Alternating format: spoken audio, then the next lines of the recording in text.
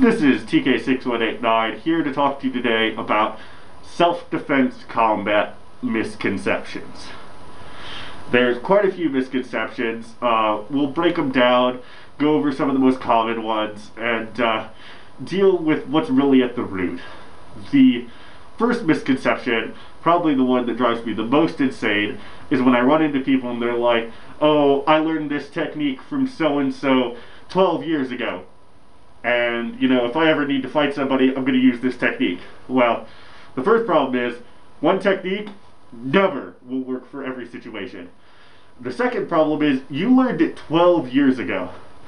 Muscle and nerve memory generally only lasts for maybe 2 months max if you're pushing it.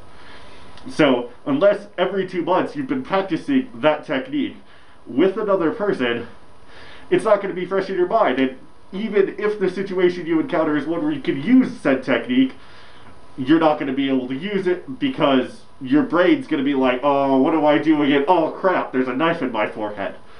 The other important thing that I just mentioned is practice the technique with another person. You can practice on your own all you like, learning the feel of things, how your muscles move, building areas that are weak, but unless you practice with another person, you're never going to fully understand the technique. Because when you practice with another person, you're going through the motions of the technique, and if you come to a point where the technique stops working, or the technique feels weird, you go, "Hey, wait a minute, what am I doing wrong?" And your training partner at that point can say, "Oh, you're supposed to, bend the elbow like this, or slide your hand down to the wrist."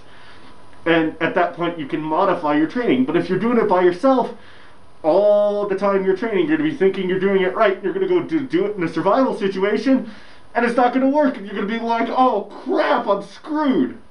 And that's really problematic. And that's the number one misconception that drives me absolutely insane about hand-to-hand fighting, is people believing that they can learn a technique, or 3 techniques, or 5 techniques, never practice it, and when it comes time to survive with it, they think they can survive.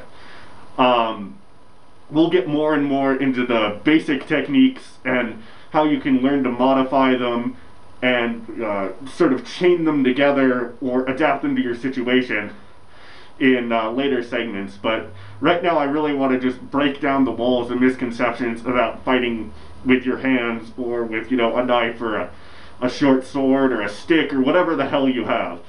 I mean, no matter what it is that you're going to use, you gotta know how to use it, and it has to be fresh in your mind. Otherwise, your mind's not going to be fast enough to send the signal to your muscles to save your life.